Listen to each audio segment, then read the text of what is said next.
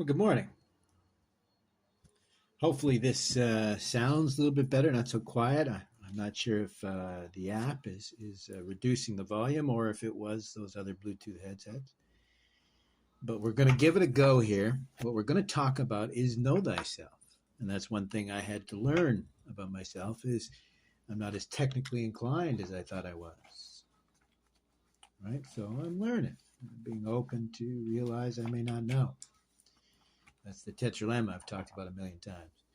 But I just wanted to talk about know thyself, the Greek maxim of nothisotan, right? This idea that if you don't know yourself, you can't know true happiness because you wouldn't know what is contentment without knowing oneself. I'm going to give a couple examples, but let's start with personality tests. Now, I've mentioned myself having done the Myers-Briggs, again, not too long ago, now that I'm much more comfortable on computers. And so I've done the Myers-Briggs. They call it the MBTI personality. I've done it a number of times over the, I don't know, whatever it's been. And it usually lands in about the exact same area. And since I did that podcast and shared it, I've noticed criticism of the MBTI. And I even had someone say it was like astrology for I don't know, I can't remember exactly how he said it, but like a modern astrology. And I chuckle, right? Because Carl Jung talked about that you know, some of these silly superstitions aren't completely hollow of value, of meaning. But let's just talk about this. So as I said, I usually come out as an INTP. And the reason why I say that is I don't really vary much in how I answer these questions. I mentioned this before. I was among the very few that when they first started testing these behavioral tests for job interviews, there was even lie detector sort of test, right? I can't remember what they called them. But I've done them multiple times, right? Had a career in banking and finance, but even before that, the first time I wrote an honesty test was actually at a Radio Shack. Funny, eh? But there was lots of avenues you could pocket profits, not to mention pilfer stock, and they were having problems, is my understanding, losing a lot of stock. But I mean, when you're a Radio Shack in a mall, neither here nor there. But the reason why I did so well, and arguably it was a little weird because they actually had me in to talk about it because they were like, hey, this is really freaky. Like, we had to talk to the bosses about this because, people don't usually pass these tests. It's a failure. And at what level of failure, right? Because people, like, it was simple questions. Like, we really went into it because we found it interesting. And it's simple questions like when it says, do you think about stealing from work? Well, the answer is yes, everyone does. But have you? Would you? That sort of stuff. And they ask these questions in multiple different ways over multiple different periods. And so that's authenticity, right? If you can answer these questions deep into these, because they ask them in different ways, and they even talked about how they've added this protections into some of the IQ tests so that you can't pretend to be less smart than you are for various reasons. So there's an honesty quotient to put into these tests. And why do some people pass and others don't? Because they're not honest to themselves, right? Like, that's what they need to do. Really, there is something to be said that being truly authentic is only when you can truly be. There's a recent book called The Rise of Totalitarianism, and I steal a little quote from that where it says that identity is believing in the stories that other people tell. And the real mistake there is, again, they're not your stories, and, identifying or living based on somebody else's perspective is silly. But the reason why it's mentioned is you go back to mythos, and it's important. I can mention it with, the rise of totalitarianism he mentioned. Stephen Fry, who's a well-known atheist, says the same thing, right? It's important. Mythos, the stories we tell and we believe. Meaning lies in these same stories. Visualization is all the big rage. All of that lies in the stories that we tell ourselves, that we believe. And how do we get there? It's this know thyself, the Greek nothisotan, right? Wisdom, knowledge, gnosis, right? To know thyself. And so I took one of these MBTI tests again because people were, talking about the big five versus the MBTI. And the reason why I don't vary all that much is because I'm extreme in everything except the T and the emotion, like the T part. I could be a T or an F. I think those are the variation. I'm right in the center, right between my feelings and my thinking. But everything else, absolutely. I'm definitely the IN, T or F, P, right? I'm the logician, but I also make use of emotion. And for a long time, I thought this weird personality of mine had to do with my trauma. So there you go, right away. The MBTI, the myers-briggs actually helped me to learn about myself. My inability to accept injustice, illogical arguments, arbitrary rules, my reaction to authority, my love of mysteries, trying to solve all of these mysteries in the world. All of this is this personality. But they say these are so vague, they're like astrology. And again, the criticism, I found out the criticism was because one person watched one video and they just were repeating what was said. So let me go through this. Myers-Briggs is too vague. So it'll apply to just about anybody. Now I ask you to go read about the INTP or even the INFP. I can't remember. Don't quote me on that. But the INTP. And I do believe if you've listened to any of my podcasts, you'll hear me in there, right? I come across as argumentative, but I don't mean to. I'm just very, Spockish. I'm very Vulcan-like. But I'm also in touch with my emotions in a very Spock type way where, I tend to downplay them until they start to scream, as it were. So for me, the MBTI was very helpful in letting me know who I am, where I'm at. It really made me realize that, since I was a kid, I've always had this weird personality type. So it's unlikely connected to my trauma or even life experience.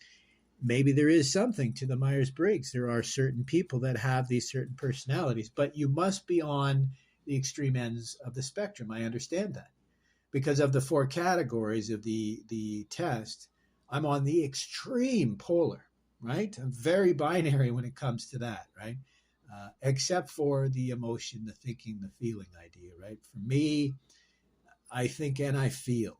I definitely lean more towards the thinking, but I think it's the know thyself. I've come to realize that there is a wonderful emotional side of myself that I want to embrace because it allows me to understand my opponent's argument. I am logic, I am reason, but every day I interact with emotionally held opinions, right? And it allows me to be the sophist that I argue that we should all be. They tend to call it like steel manning your opponent's argument, but that's ridiculous. We are trying to come to not only an individual understanding of ourselves, but a collective understanding of ourselves. So I think this opponent idea is one of the biggest mistakes. So for me, it allowed me to see where I was, who I was, and to get a better understanding. Right? But as I've said before, nothing is as simple as, just a list. So you can't just go by your letters. And even within the IMTP, I believe there's a couple different kinds. Don't quote me on the differences. But the reason why I mention it is with the Myers-Briggs, I actually read, about the test and where these ideas come from and the rationale. And so for me, it was very telling. It was very enlightening, I guess I could say, pardon the pun. But the criticism that I heard was that it was way too vague. And you're right, there isn't a lot of questions to the Myers-Briggs. But like I said, when it's very close more often than it's not, you can't discount that sort of benefit. But the criticism is, say, for example, the Big Five. It's been designed to be more in-depth and more accurate. But my experience with the Big Five, and it doesn't seem different from others, is that the Big Five has at least 5 times as many questions. And yes, it provides you multiple different categories of understanding, right? Openness and all of this, different categories of who and what you are. But the problem is, even though there's 5 times as many questions, there's only 1 or 2 questions per these, each of these little categories of personality, right? Your openness, your independence, adventurousness. Don't quote me on all these different, but I mean, there's a dozen different areas that it gives you an idea on a percentage wise, or up to 20, I think is the number, right? Bar graphs shows you how open you are or how stubborn, or, these sorts of different. But the problem is 5 times as many questions, but there's 5 times as many categories of characteristics to understand. So the critique was that Myers-Briggs is too vague, and the Big Five personality test is much more accurate. But so I've compared them side by side. You get 1x, 1 times as many questions in the MBTI, the Myers-Briggs. And for that, you get a 1x understanding of your personality. You can get a deeper understanding. That's what I recommend, right? To research exactly the idea of where the Myers-Briggs is coming from, and they'll explain how you can understand. And you look at where you sit, right? For me, I sit in the 80th percentile of all 3 categories, except for the one which I sit right dead in the center. So I can go and look that 80% of me is this way. I'm a pretty good mix between the two. And that's even taught me as well to understand that I have so much emotion. I need to balance it with my reason, and vice versa. Not too much reason, to balance it with emotion and understand where my reason might be misdirected because of emotion, or vice versa, how my reason can misdirect my emotion, because sometimes emotions are very valid and important, right? But so here I'm spending 10 minutes doing these questions, which is why I say 1x questions, the amount, 1 times questions. And it gives me a result of 1x, 2x, depending on how deeply you read into it and internalize this understanding. Because just like Carl Jung's active imagination, I mean, your intuition is not going to give you direct answers, but allowing yourself to think, be open-minded, and be receptive allows you to process this. And if you want to consider it knowledge, guidance from the ether, right, induction, fine, but you don't have to, right? I consider the mind to be the most complicated and the most powerful computer on the planet, and I don't think we'll have a very easy time trying to duplicate the mind in silicon. So what's my point? Well, the Big Five has more categories of understanding. It can tell you more about this personality trait or that personality trait. But the problem is, the Myers-Briggs gives me 1 or 2 times the understanding of myself, and personalities and drives and all this sort of stuff for an investment of 1x time or 1x amount of questions. Now, the big five requires 5 times as much of my time because it's got 5 times as much questions. So we're looking at 1x and 5x. So the big five is going to have to be better. Otherwise, why would I waste 5 times the amount of time to get, a similar result? You would definitely want 5 times the result. But as I said, because they don't have a limited category or limited categories of personality traits, because they've expanded all of these different traits and personality affects, or whatever you want to call them, traits, because they have, right, more than 5x, I think it's got to be, God, it might even be 10 times as many different categories versus the Myers-Briggs. So if I'm going to spend 1 time unit on the Myers-Briggs questionnaire, and out of it I get utility, that's a benefit, that's understanding of 1 or 2 times, right? Because it's very insightful for the very little time you need to put in it, because it really does help you understand who you are. But the criticism of Myers-Briggs is that it's too vague because it doesn't have enough questions and it's not insightful enough. But here's the big five. I'm going to invest 5 times as much time and arguably much more time trying to interpret the results. Yes, there's more categories, there's more data, but I'll be honest with you. There's not 5 times as much insight. There's not 5 times, there may be 5 times as much data as the Myers-Briggs, but there's not 5 times as much insight. In fact, I argue for the 1x time that I put into the Myers-Briggs, I can get 1x to 2x benefit out of it.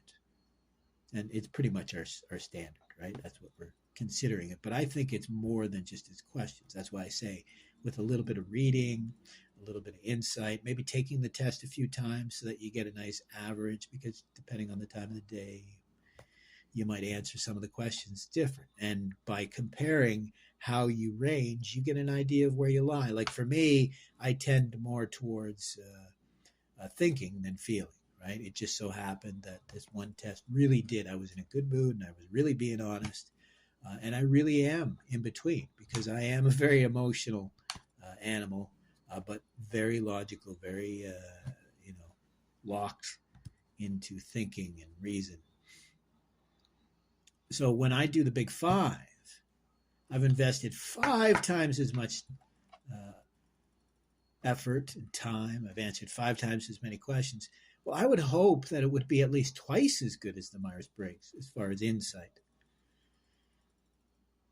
But I don't think it's even quite there. I think you only get about 1.5 times the benefit. You get a better understanding of who you are. But I think all it's done is it's taken the 4 categories and 8, 12 categories, depending on how you count it from the Myers-Briggs. If you take these individual qualities, and again, to understand that, nobody's on the extreme except for maybe me. And all they've gone and done is taken each one of those individual categories, which you can break down yourself and look at the different aspects of, being open or conscientious or what have you. And it's just broken them down into 4, say, additional categories each.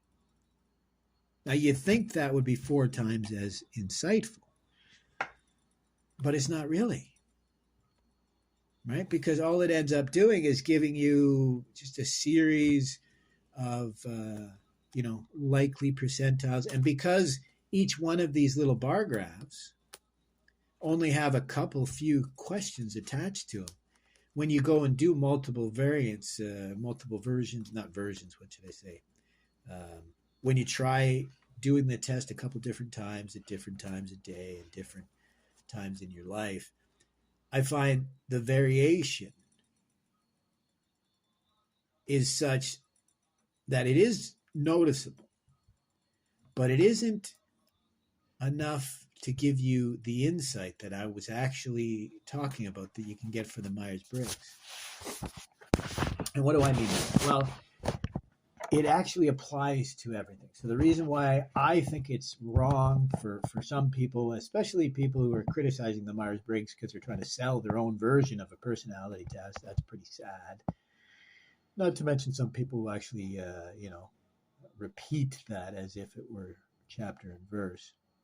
But there's a recent book I was listening to. I'll probably give you a half dozen different ones that are saying the same thing. But the one currently is Sapiens. Right? It's a well-known book talking about a lot of our natural tendencies. And what I like is, I think with chapter 21, chapter 20, near the end of the book, and he ends up talking about know thyself, right? Know thyself. But he talks about, is meaning arbitrary? Do we choose and set our meaning? Yeah, well, I've been saying that for how long? Right? Nietzsche said that over 100 years ago. Right? Are we ignorant of our true self and thus ignorant to true happiness? I thought that was really good. That's why I marked that sentence down. That's from Sapiens. And I think he's right. Right? How many times have we talked about this, that people become activists? And it was literally a documentary about this, how people can go to the extreme, become zealots as regards to almost anything, right? And very often it tends to be an attempt to avoid this introspection, this, know thyself. And I said this before when I was working with a counselor from the Veterans Administration up here in Canada. Again, the amount of knowledge that I can store, that's another quality, affect of the logician personality. Shocks some people. And she thought I was doing exactly this, using all of this research to avoid getting to know myself. But that's where she's wrong. I mean, I tried to explain it to her that, no, you don't understand that I've never been able to read like you average folks. So I've had a lot of catch up to do. I had to learn how to think and how to feel and how to understand and how to read, how to process, how to connect it together, how to research, how to understand some of these research papers. I mean, they just purposely write as fancy as possible, which is ridiculous because psychology has told us if you use words that are too big, people will just shut off. And it actually denatures your authority because people are like, are you not smart enough to realize like those words aren't appropriate? And I apologize. I do that often as well, but it's just my brain works in a very weird way. I was raised speaking multiple languages, and they say that just made my dyslexia worse, which may or may not. I think it's actually made me a much more versatile individual. It's allowed me to be so incredibly neurodivergent, not just because of my dyslexia or anything else, but just because I think so much differently than anyone else. Like I told the wife, I have this weird affect. Like I've had to learn stuff myself. The example we were talking about, math was a big thing for me. I was able to learn things like stats because I had to teach myself. I couldn't go by how they taught it because that's just steps. It didn't allow me. And I think this is super common. So don't think this guy's, got a learning disability. It doesn't apply to me. I think it applies to everybody. That for certain concepts, numbers is common. You don't have something in your head that gives you this idea of the concept. And the example I gave was our prime minister up here says that he's dysnumeric. And so what he's implying is he can't do math. And he has said this, that he can't do even simple math. But the problem is he's been told he can't, rather than he hasn't learned himself how to do it. I had to find my own way for division and multiplication. Like I break down numbers into essentially like metric style, right? Tens, hundreds, thousands. Then I work on, you know, the other numbers. That's how I do my addition, my subtraction, my multiplication. But was talking with the wife, and she's pretty good with numbers. She didn't have a trouble, but she didn't like the way they taught things like fractions and decimals. So she thought about it on her own, like a dyslexic would, and found your own way to come to understand, right? Like for me, it was money, right? At first, the concept of money, you'll run into that when you learn accounting, right? The debits, the credits. And it's weird because it's very conceptual. So for numbers, you have to picture the numbers in your head. You have to have a very vivid imagination like mine where you can see the number 14 and you can see 14 apples. But how do you bust into thousands and thousands and thousands of numbers? Well, for me, I actually see, I've said this before, essentially like on a whiteboard or a chalkboard, I see the numbers. And because of that, I have an ability to see into these larger numbers, right? Millions and billions and trillions, where many other people get lost in how many numbers there are. I was the opposite because I didn't have the actual, well, because I needed the concept of what a number is in my head. I used the actual symbol of a number.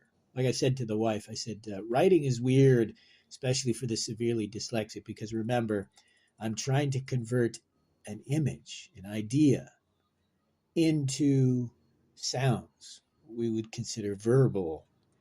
And then I need to use the symbols, the hand scribbles that we use to represent those sounds. So the paper is a symbol of a symbol of a sigil, an image. So it's really quite weird. I always found writing to be quite funny. But this is know thyself, right? Because I understand that now. I no longer fight with that. I work with it, right? So being ignorant of your true self, this is ignorant to happiness. So there's the perfect example. Because I was ignorant to what was holding me back, either personality or my terrible handwriting, or why I had a hard time with numbers until I figured it out my own path. It was this know thyself.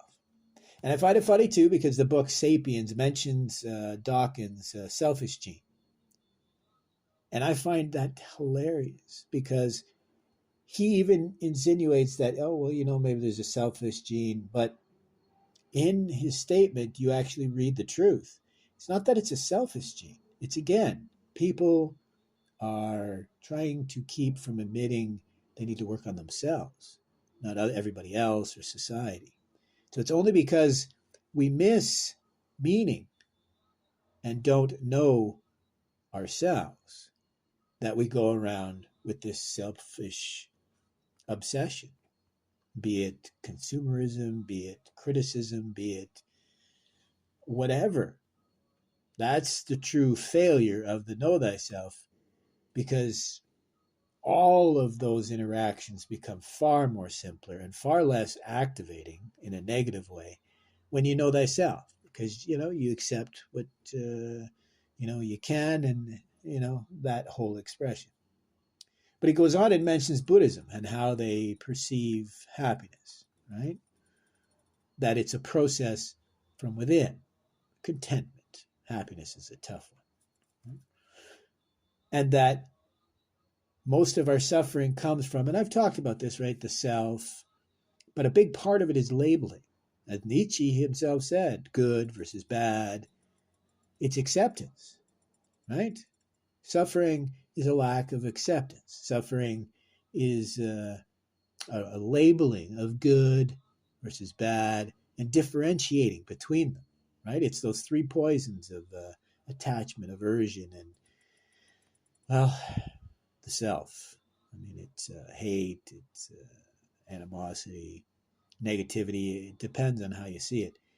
The answer, my friend, the Buddhist concept in Sapiens, in Master and his Emissary, McGilchrist's book, in the Bhagavad Gita, in the Yoga Sutras of Patanjali. The secret is acceptance. Nietzsche called it the eternal return. And I could give you a half dozen other philosophers or books that say the exact same thing. It's acceptance. Acceptance of our suffering and the root of said suffering. Now, I've harped on this Sanskrit saying that's from the Yoga Sutras, but it's the heart of the practice of Vedanta, of Shaivism, of Buddhism itself. This chitta vritti nirodha. So it's chit vrit nirod. This idea that chit or chitta is consciousness. It's not the mind. The mind is the physical. We're talking about this transpersonal aspect of ourselves, the consciousness that we know what it is. You want to call it the soul, you want to call it personality, the self, the ego, whatever you want to call it, but this aspect that's beyond ourselves, it's considered an embodied aspect because it's born out of the need for it. I normally talk about Carl Friston's free energy because he talks about the mind being a predictive matrix. The mind, that's his free energy when it's just spinning, trying to predict outcomes, what the world might come, what we should do, what we shouldn't do. Again, know thyself. That's its free energy. But he argues that if we let that roll too much, it can produce anxiety and really weird predictions and expectations. And possibly maybe mental illness when the mind is a predictive matrix. The body, the eyes, the ears, act as an intermediary for the world, telling this predictive matrix, the mind, what is actually happening. So we have to accept our reality, right? The mind is just giving us an expectation, prediction based on imagination, experience, intelligence, you maybe intuition. But your job is to accept what may come. That's the eternal return, the amor fati, right? In fact, it's even the imitation of Christ, Thomas Kempis, it's Carl Jung. It's the little way of Teresa Lisieux. She's a Carmelite. She was a Carmelite nun, heavily influenced by St. John of the Cross and Teresa of Avila. And these are essentially Christian aesthetics, not at all dissimilar from Buddhists. Contemplation and meditation is almost their sole aim, right? To this connection to the divine. In Buddhism, we would call that, your Buddha nature. A connection to, your Tathagata Garbha, your storehouse of Buddha potential, right? But it's no different in Vedanta or Shaivism. It's getting in connection with your Shakti or with Shakti, understanding your awareness is beyond the personal, right? A transpersonal awareness that if you can, like I've talked about with the Tibetan Book of the Dead, when you dream, you let go of this construct of the self, right? That's chitta vritti nirodha. So chitta is essentially a list of preferences. I like, my hair this way. I wear glasses and I like a particular style. I like blue. I had a trauma as a child, so this is how I react to everyday life. The idea of this chitta, this consciousness, this personality, this ego, is just a construct born of experience, and preference and bias and all of the above, but a construct nonetheless that we attach to from moment to moment. So we can choose not to attach to this old self. And we're seeing it in a lot of this new transpersonal psychology where you deal with your past through narrative theory and journaling, and say, for example, and in so doing, you can rename mythologize who you are and therefore influence your path going forward, because it seems weird that we actually will believe the stories that we tell ourselves, right? So chitta vritti, naroda, vritti, I liken it to the idea of a flag flapping in a heavy breeze, right? It's flapping all over the place, but it's not serving its purpose, right? Because you want a calm, what would you call it, metered flap to a flag, because you want it stretched out. You don't want it too strong to tear the flag, or too strong that you can't even see it, or for it to wrap around the pole. You just want it, fluttering, flapping in the breeze, right? So it's chitta vritti naroda. Naroda means to cease. So chitta vritti naroda is cease these needless flappings of the consciousness, right? Stop attaching, stop having aversion to some things, stop labeling things, accept. In fact, that's very much the idea of Christ and what drew Carl Jung to The Imitation of Christ by Thomas Kempis, and why I'm attracted to St. John of the Cross or Teresa of Avila, because they say the exact same thing. Embrace the suffering, especially. Okay, St. John of the Cross said that is when you're closest to your true aspect, your true self, to understanding what and who we all are, right? So it's very much the sense of the Tao, right? To get out of your own way and to allow the universe to flow as intended, right? Stop wanting, right? Ceaseless arising of the impermanent. It's ridiculous, these ceaseless arisings of impermanent aspects. I mean, it relates to the psychology of we want something so bad that that's all we can think about. And yet when we get it, we're not fulfilled. We just move on to the next thing, right? Acceptance, presence. Told you about that transpersonal awareness.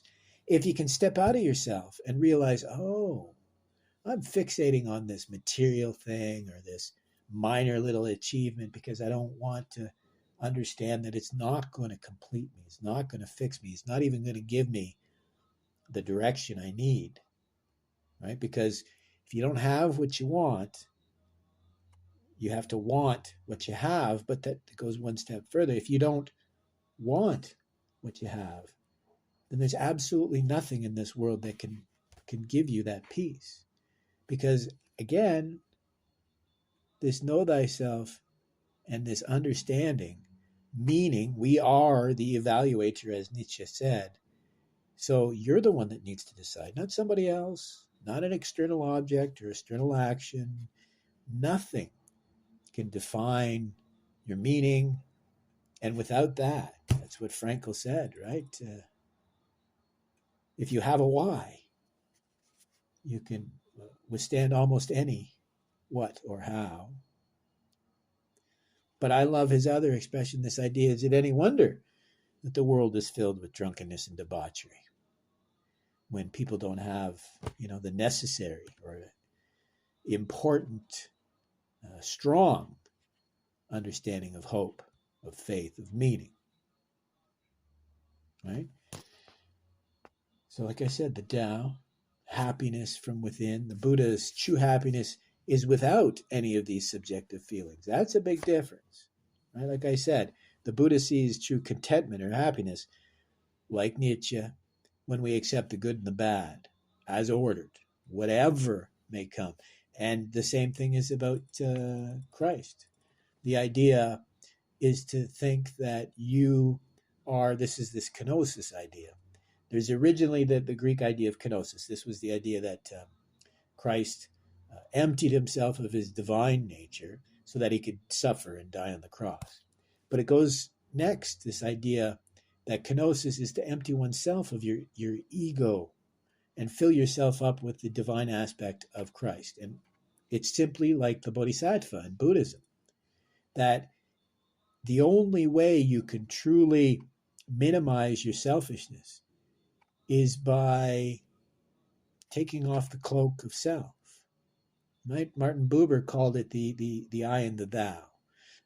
In Sanskrit and Pali, it's upekkha, upeksha, equanimity. And usually that's only achieved in a deep state of jhana, when you can actually feel like, oh my, you know, my experience, someone else's experience, we're all in this together. It's usually a transcendental experience, but we're seeing it more often in everyday life. In the DSM-5, they call it depersonalization, derealization. And it can actually be a side effect of meditation if you don't understand what you're experiencing, because it can be traumatic, but it's contextual. I've seen it myself, that a derealization, depersonalization can allow you to know yourself, right? It's like men are from Mars, women from Venus, right? We're like elastics, right? You step away from the self, and when you're snapped back, you have a deeper understanding and a new perspective on who and where you are. Because, again, my favorite quote from Jung is, we can source the majority of evil in the world to the fact that most people walk around completely unconscious. They're just not paying attention, right? So the argument is, happiness or contentment is to be true to you, right? Authenticity, not your feelings, right? But this, according to Sapiens book and Master and his emissary, the study of happiness has just begun. The study of contentment, it ties into the thing I've talked about, dopamine, serotonin, how many receptors we have, how much of the building blocks of these chemicals we can get in our diet, how it ties to the microbiome. I mean, it is literally the gestalt of existence. And I know it's a silly German word, but I love it because it means the mind-body complex. But I argue there's one step further. As William James said, there's this radical empiricism we need to embrace, that we are more than the sum of our parts. So yes, it's the gestalt of being, mind and body, right? You can't fix the mind without a healthy body. You can't fix the body without a healthy mind. But I just read a book recently by a gentleman, last name is Adlan. I recommend it. It's a great book. It's called God. And in it, he's tracing where religion and this idea of God comes from. And he posits that it all can be sourced from this idea that even as children, we have a perception that there's a separation between mind and body. And I'm not talking about the physical mind. I'm talking about our consciousness, our ego, our self. Call it the soul, as he did, but he is a religious individual. Just call it the transpersonal self, if you want. Since children even perceive this is this source of religion, of self, of God. And I don't argue.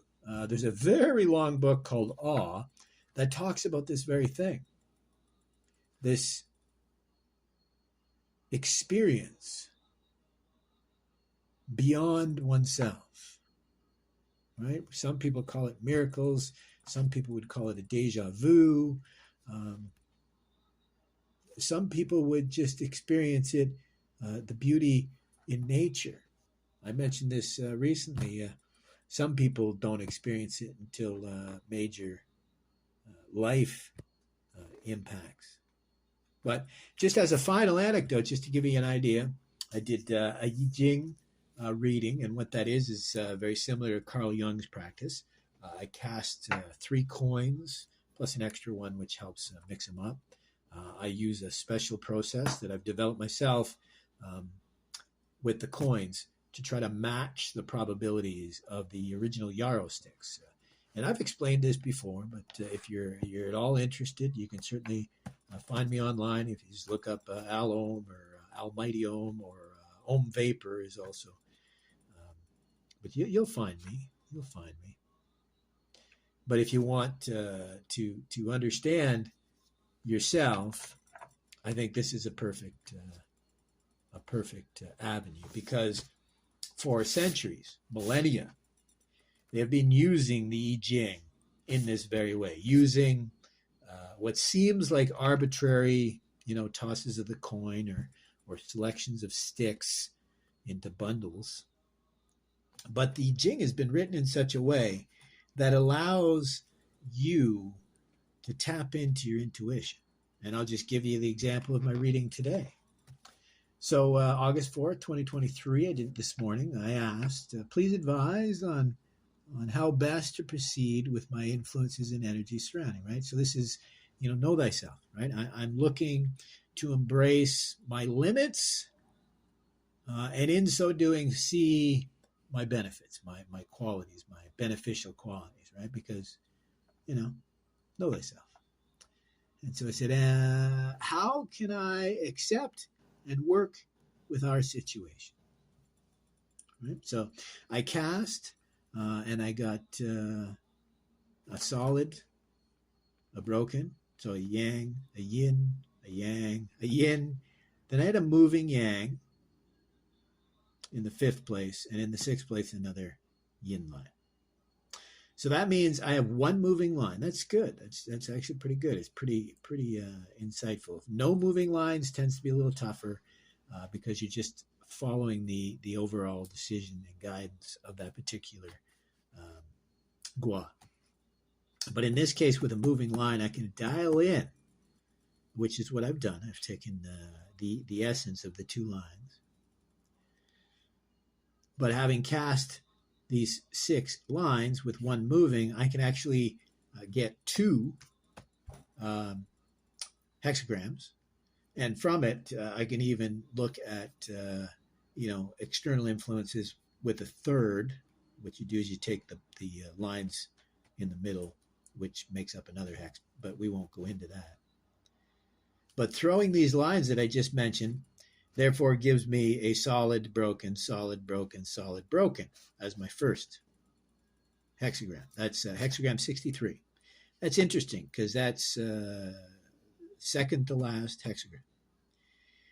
63 is Jiji, already fulfilled. Now that sounds great, but technically, since everything is in cycle, flux, what did I say? Ceaseless arising of impermanence, right? So that's the whole aspect of the hexagrams, the I Ching, the Gua. When fullness is reached, it starts the cycle over again. So technically, you're supposed to try to maintain richness, but don't ever achieve maximum fullness, because that means the cycle starts over again, right? So we have already fulfilled Jiji, which is fire under water, right?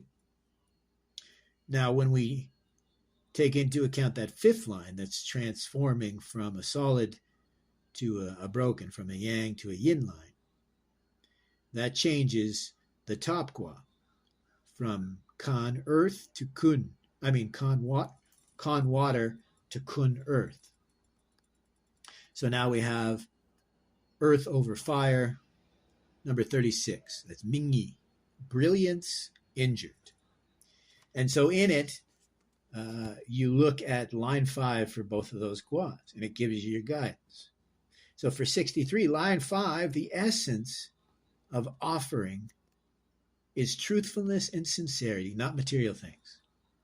And in it, it uses an example of one neighbor sacrificed an ox, and the other neighbor didn't have anything to sacrifice, so they just offered their devotion, right? They were fully devoted in their offerings, their prayers, I guess, as it were.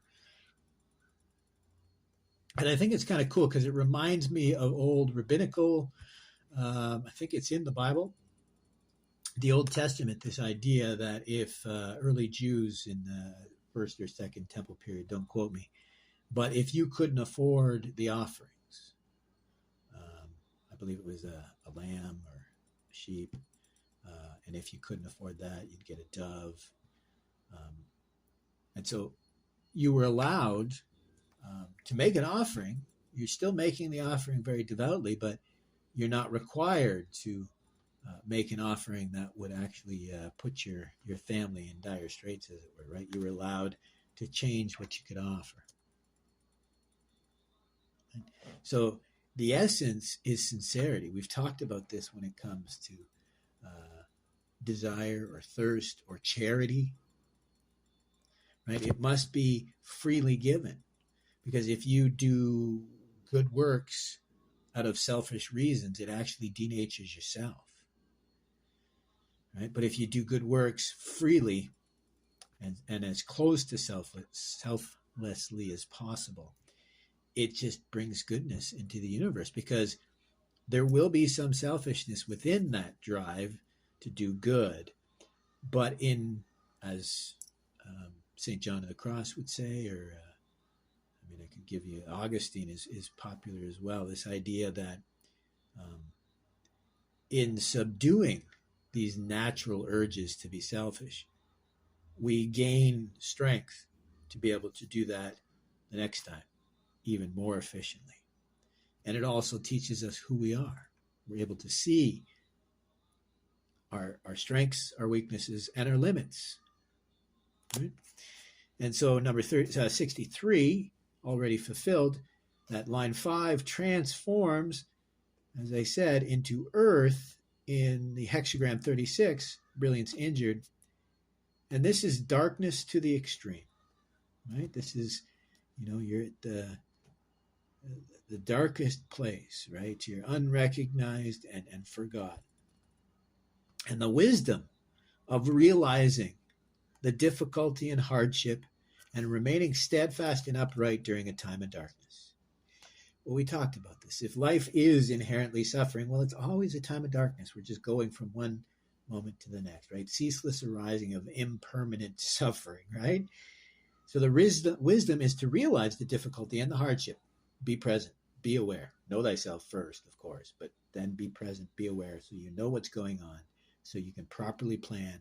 Here's Carl Friston's predictive matrix of the mind, but you have to be present enough to inform the mind of what's going on, and together, the master and his emissary can come up with a solution, but only by remaining steadfast and upright during this time of darkness. And that's what we would consider pranayama, breathing techniques, emotional regulation, as they tend to talk about, or trauma-informed mindfulness.